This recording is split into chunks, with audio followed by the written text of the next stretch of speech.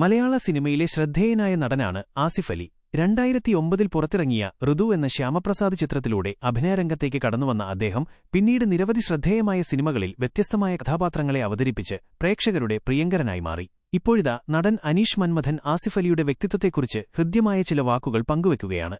Aneesh Manmadhan red എഫ്എമ്മിന് നൽകിയ അഭിമുഖത്തിലാണ് ആസിഫ് അലിയുടെ മനുഷ്യത്വപരമായ ഗുണങ്ങളെക്കുറിച്ച് സംസാരിച്ചത്. ആസിഫ് അലിയുടെ നല്ല സ്വഭാവത്തെക്കുറിച്ച് പലരും സംസാരിക്കുന്നത് കേൾക്കുമ്പോൾ അവനൊരു അയ്യോ എന്ന മട്ടാണ്.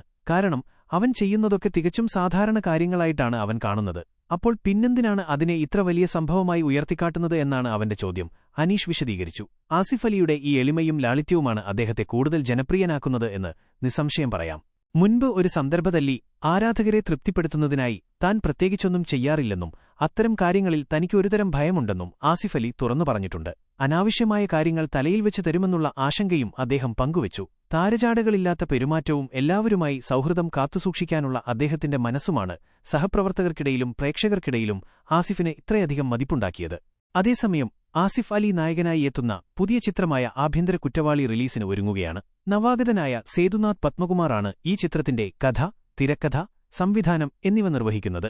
നെയ്സാം സലാം പ്രൊഡക്ഷൻസിന്റെ ബാനറിൽ നെയ്സാം സലാമാണ് ഈ ചിത്രം നിർമ്മിക്കുന്നത്. ഇതൊരു കോമഡി ഫാമിലി എന്റർടൈനർ വിഭാഗത്തിൽപ്പെടുന്ന സിനിമയാണ്. ചിത്രത്തിൽ പുതുമുഖ നടി തുളസിയാണ് നായികയായി എത്തുന്നത്. ആസിഫ് അലി അവതരിപ്പിക്കുന്ന കഥാപാത്രത്തിന്റെ പേര് സഹദേവൻ എന്നാണ്. ഈ സിനിമയിലൂടെ വീണ്ടും ഒരു മികച്ച പ്രകടനം കാഴ്ചവെക്കാൻ ആസിഫ് അലിക്ക് സാധിക്കുമെന്ന പ്രതീക്ഷയിലാണ് സിനിമാപ്രേമികൾ.